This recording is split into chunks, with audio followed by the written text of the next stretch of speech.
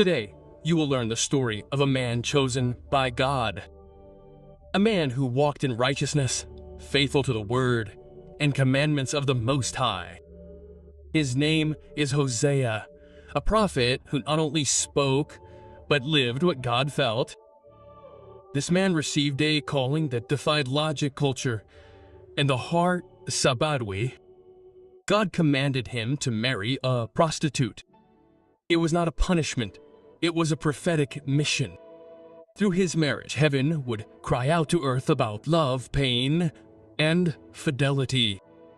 This is not just a story of betrayal and forgiveness.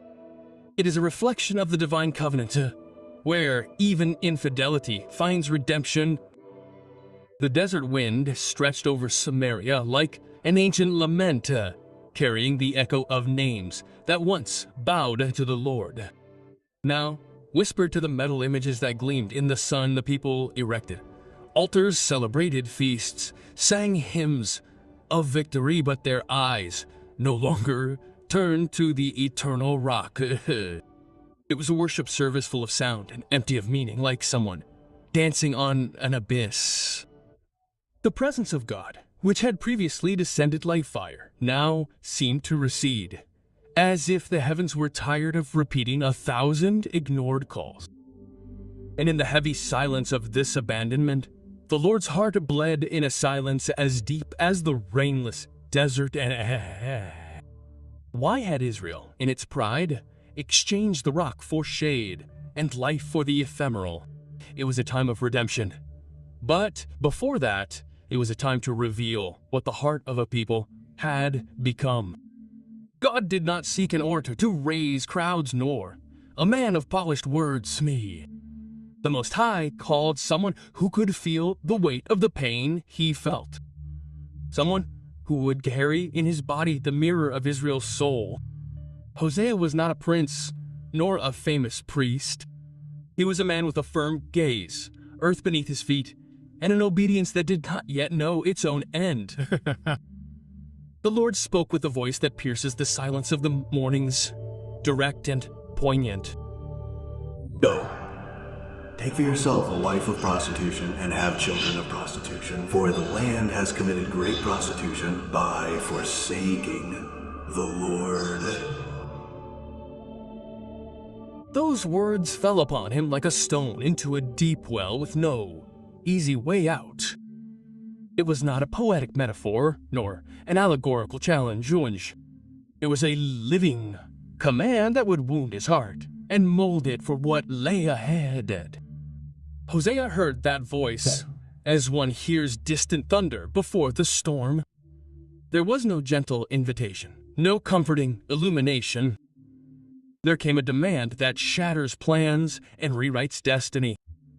The prophet, however, did not hesitate. He knew that when God speaks like this, one does not argue, one walks. And so he walked, crossing dusty streets and curious glances until he found what God had pointed out day.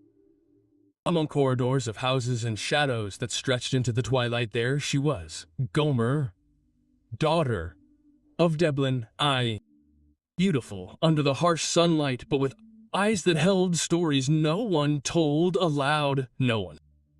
She was power without redemption, desire without rest, and her body bore the marks of a life marked by exchanges. Men looked at her with covetous eyes, but none touched the suffering soul. Gomer learned to sell herself, not to surrender, because no one asked her real name. When Hosea approached, he came not with luxury or speeches, but with a tranquil presence that pierced defenses. He spoke simply. The Lord commanded me to love you, to make you my wife and the mother of my children. She looked at him as one looks at a broken mirror. She recognized parts of herself, but no promise of healing. The city whispered. The street corners recorded his every step toward what the world despised. And when he took her as his wife, it was not as an arrogant possessor, but as a servant with a predetermined destiny. There was no wedding feast, no songs of joy. The union was silence and murmur, as if heaven were present, but the earth had not yet seen. The neighbors watched from afar, some with scorn, others with confusion. No one understood the meaning God was writing there. Hosea didn't argue. He was a man who had learned to obey before understanding, and that house would become a living altar of a prophetic word. Gomer walked cautiously through the room like someone entering unknown territory and fearing what they would find. She was there, but her heart still wandered the paths she had known before. Hosea didn't know if she loved him, but he knew that God had called him to love, and the love of heaven doesn't depend on human reciprocity. The days that followed were heavy, as if each morning knew the weight of the previous night. Hosea would get the food, place it on the table, and wait, not for an answer, but for an encounter. Gomer sat in silence, her eyes avoiding the direct light of his gaze, as if the truth were an uncomfortable glare. He prayed softly, not with rehearsed words, but with murmurs of someone who knows that heaven speaks more in silence than in clamor. And those moments became battlegrounds not between husband and wife, but between prophecy and disbelief. Because God's heart was there, even when the human heart hid itself. And no one in the city saw that each of his gestures was like a seed sown in barren ground. Time passed, and Gomer's womb began to round out, announcing life sprouting where many expected only desert. Hosea looked at that growth with a mixture of fear and hope. Hope. But before he could touch the child's face, the voice of the Lord resounded again within him. This is your son, and you will call him Yisrael. The name fell like a sentence. It meant place of blood, valley of shedding, a symbol of judgment coming upon the house of Israel. The prophet held the newborn as one holds simultaneous destiners, flesh and prophecy. And the city would hear later, each time the name was called, a reminder that the time for planting had passed and the harvest was approaching. Every time Hosea called the boy from the streets, the name reverberated like a warning. Jezreel, as if to say that the soul of a nation is wounded and needs urgent restoration.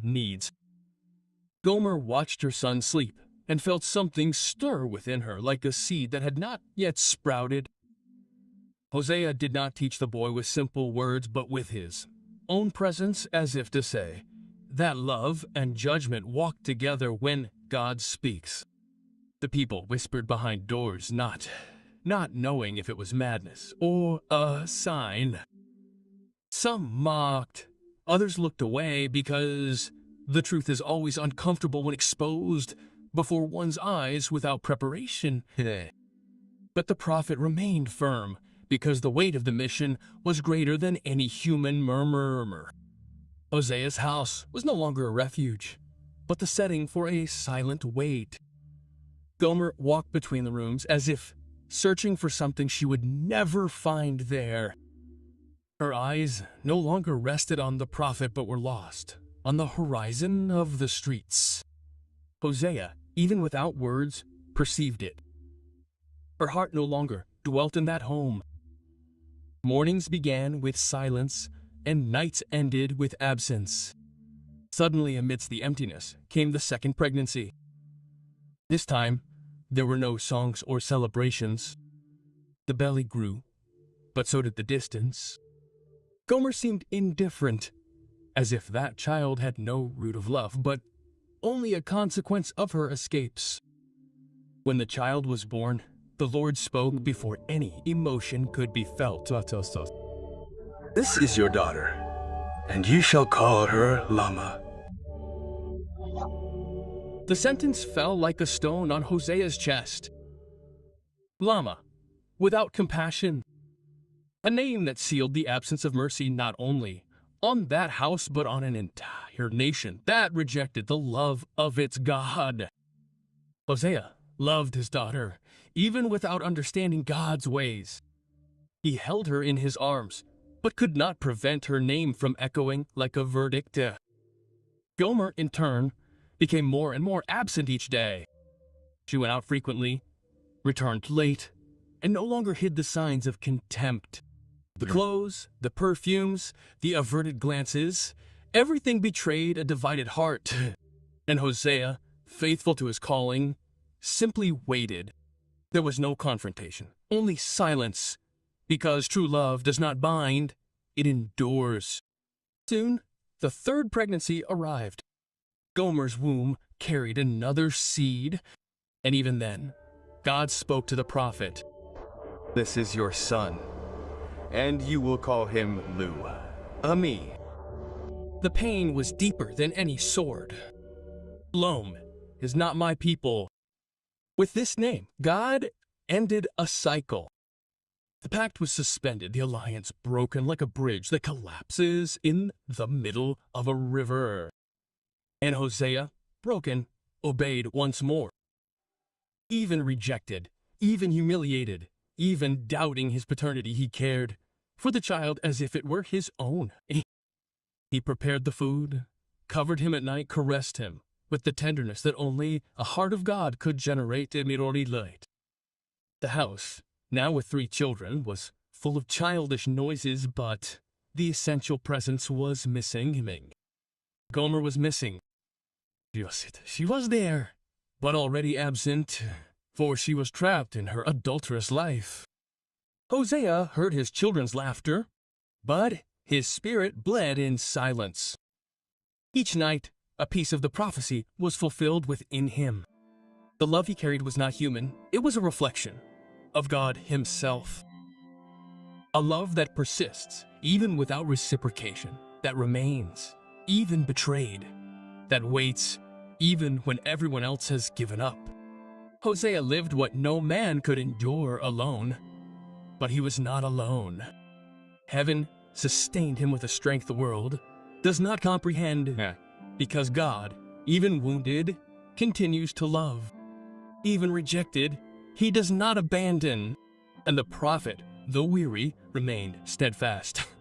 Not for Gomer, but for the calling that made him a living image of God's love for Israel. Gomer left one morning when the silence screamed louder than any word. There was no note, no explanation. She simply left, leaving behind her children, her husband, her home, like someone closing a chapter without intending to reopen it. Hosea stood motionless before the door that now lay open only to the wind. He did not follow her because God had not yet commanded him to. The pain in his chest was not only from marital abandonment, but the living reflection of what heaven felt for Israel. The children asked anxiously about their mother's absence. Hosea remained silent. How to explain the innocence of hearts that are lost even within their own home? He did not shirk his responsibility. He cared for them, fed them, comforted them, but his gaze was always distant. It was as if, in caring for the children he had left behind, he was also caring for the portrait God had painted of his people. Israel had also departed, exchanging eternity for golden calves, and, like Gomer, they continued smiling with their lips and dying with their souls. Time passed with the slowness of wounds that do not bleed on the outside. Gomer gave no news, no letter, no sign of life. Her absence became part of the furniture. The couple's bed seemed like an altar of daily sacrifice. Hosea prayed, but heaven seemed to share the same silence. It wasn't just marital abandonment, it was prophecy incarnate. Just as Israel abandoned its God for fleeting passions, Gomer left her home for pleasures that would soon become shackles. She didn't just go to live with another man, she gave herself to many. She returned to prostitution like one who plunges into a dark, deep river. She sought freedom, but found only devaluation. Hosea's love was a distant memory. God's love seemed too far away for her. Each new lover was more crude than the last, and the more she was touched, the more she was forgotten. So too Israel. The more it mingled with strange gods, the more it lost its identity as a holy nation. Hosea knew where she was. He heard rumors, saw mockery in the streets, but God kept him quiet. It was necessary to feel the weight of abandonment, not only as a man, but as a messenger. Each silent tear represented the generations God awaited. Each mourning without Gomer was a mirror of the centuries in which Israel rejected its Lord. The prophet was not only betrayed, he was molded. The pain that shaped him was the same pain that sustained divine compassion. While Hosea remained faithful to his calling, Gomer sank into degradation. She was no longer just a desired woman, but an object of exchange. Her body was traded, her dignity dissolved in dark rooms. Her once cheerful face was now a shadow. The name that Hosea had once pronounced with affection was spoken with contempt in the alleys. And like Israel before its idols, Gomer became captive to what she had chosen. The notion of freedom was a lie, enslaving her every day. She fell so low that she ended up being sold. Not for lack of choice, but for lack of value. She was in the hands of others, without identity, without a future. In the marketplace of bodies, she became merchandise. Eyes pierced her as if there were no soul left there. She was barefoot, dirty, with torn clothes and a tired face. And no one asked where it came from, only how much it cost. Likewise, Israel was not a holy people, but an item among corrupt nations, forgetting its origin. And then, when the abyss seemed insurmountable, God spoke again, but not with anger, with love.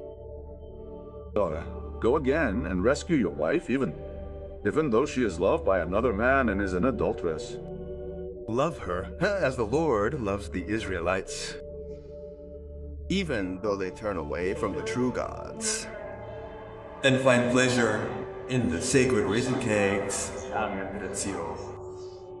Hosea listened, and his eyes filled with tears, not of anger, but of astonishment at the love that sent him. God was teaching him to love as he loves, not because the person deserves it, but because the covenant continues. It was time to rise up, not out of pride, but for redemption. Because redeeming love never waits for repentance.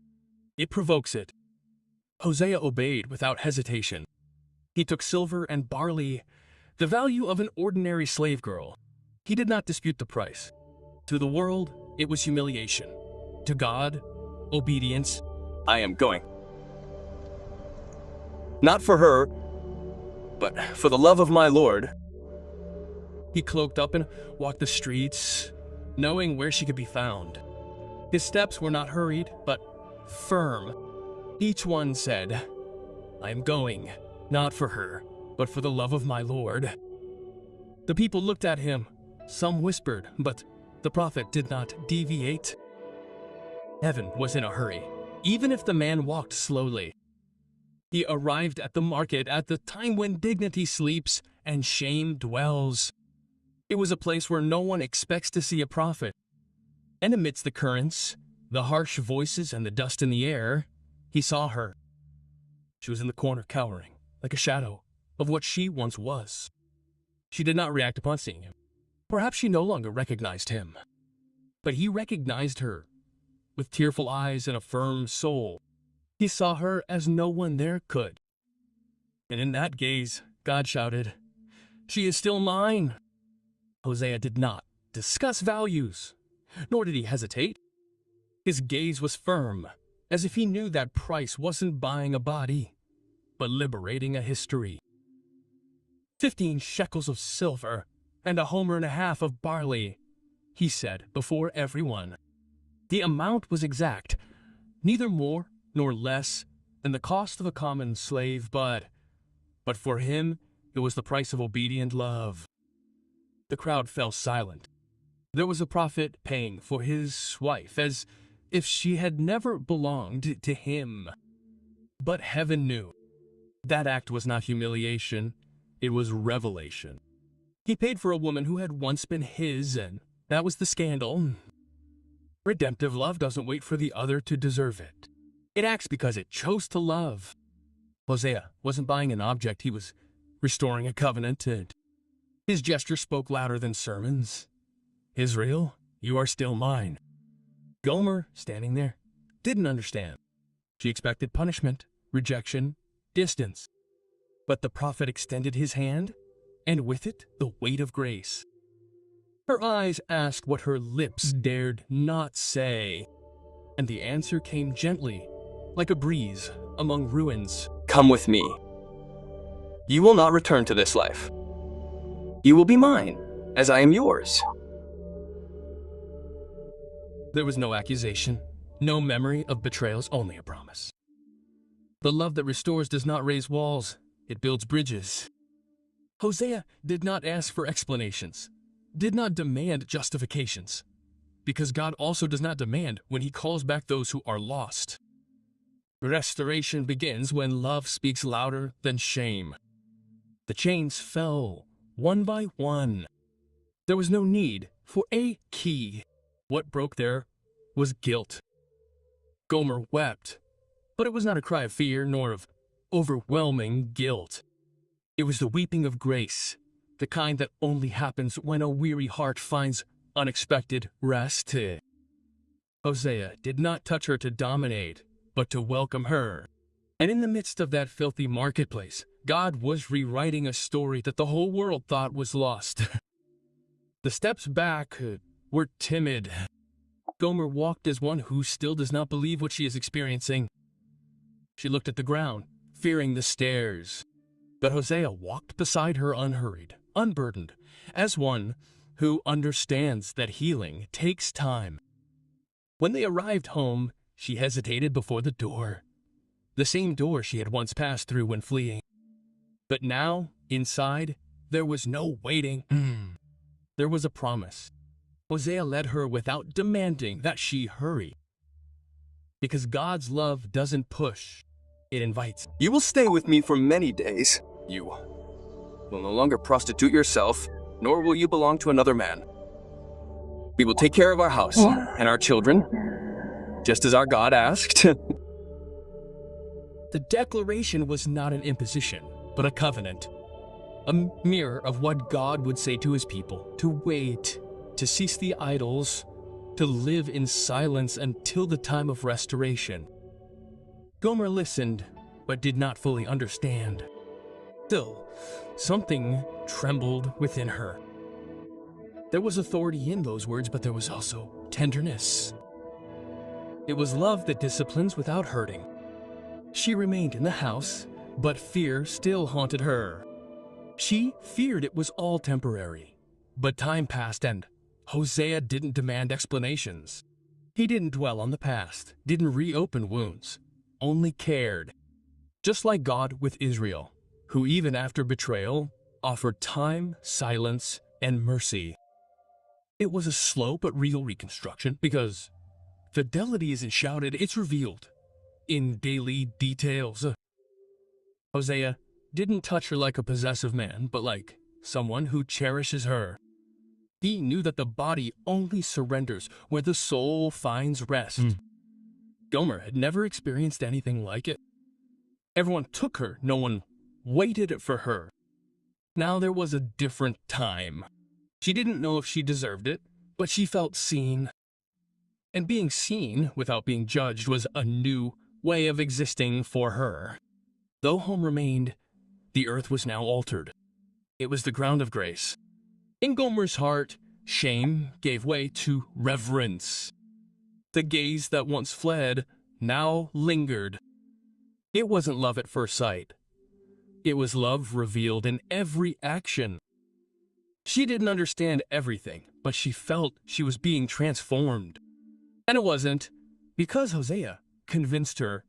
It was because God himself was calling her back through him.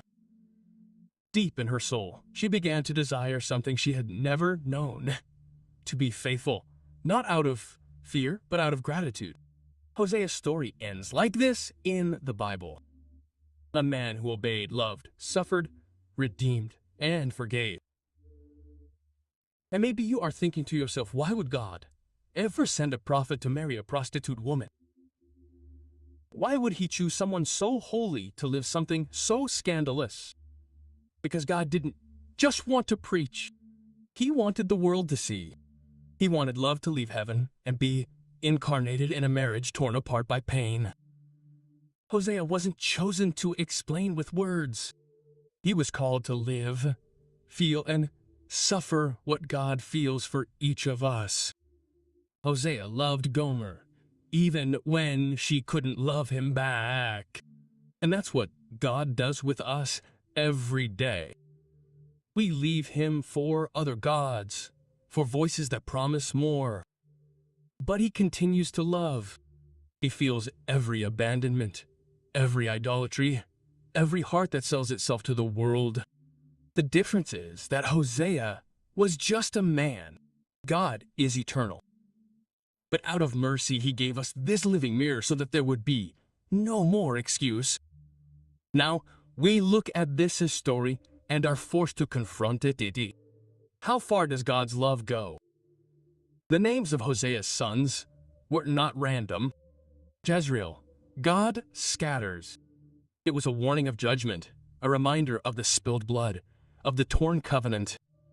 Lama, uncompassionate, a sign that God would remain silent, not out of hatred, but out of waiting. Il-em, not my people, the most painful rupture, the suspended covenant. And yet God did not give up. In the end, he promised to restore each name, because when God corrects, he is preparing the return. He disciplines, but always with a plan of redemption. Now, I ask you, what if it were you? Would you obey this calling? If God asked you to love someone whom everyone despises, would you love them? If he commanded you to forgive those who betrayed you, would you forgive? If he said, go and seek those who abandoned you, would you go? The story of Hosea exposes us, leaves us naked before the God who loves beyond logic. It's easy to talk about forgiveness, but living what this man lived is another level. It's faith that bleeds, that isn't popular, but is prophetic. Hosea didn't seek Gomer because she deserved it. He rescued her because God commanded it. Because God's love doesn't depend on the other person's behavior. It depends on the covenant. And that's scandalous. It's offensive. It's against the logic of this world. But that's exactly how God loves us. He buys us back. He pays the price. He prepares the house. He relights the lamp. And when everyone expects judgment, he offers restoration. Not because we've forgotten what we did, but because he decided to remember who we are. The story of Hosea is about me and you, about all of us who at some point left God's presence for momentary pleasures he mess. It's about the people who forgot the altar and knelt before Baal. It's about children who lost their names, but who are still sought by the Father. And when Gomer returns home, she doesn't return because she deserves it. She returns because there is a prophet willing to obey, even wounded. God is that prophet, and you are Gomer. This is the truth that history forces us to face. Did you ever consider how often God sought you in the marketplace of shame? How many times has he found you stripped, wounded, humiliated? And even then, he said, you will be mine. He doesn't ask what you did. He looks into your eyes and calls you back. But there is a price. The price is not silver or barley. It is brokenness. It is recognizing that however far you have gone, there is a house alight waiting for you. And there is a Father who never tires of calling your name. Don't be deceived. Gomer's adultery is the idolatry of Israel, and the idolatry of Israel is our daily unfaithfulness. When we abandon prayer, when we exchange the word for entertainment, when we listen more to the world than to the voice of the Spirit, God doesn't only want outward obedience, and He wants a heart that understands the value of the covenant. Because a covenant isn't broken on impulse. A covenant is only maintained by love, and His love never fails. Hosea's life is more than an ancient scandal.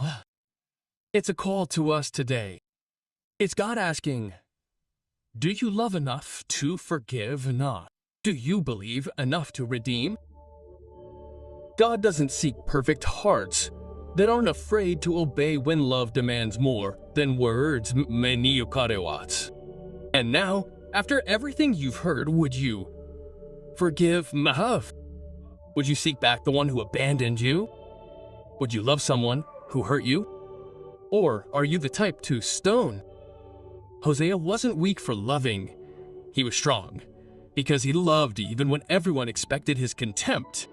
And that's what God does even today. He waits for you. He calls you.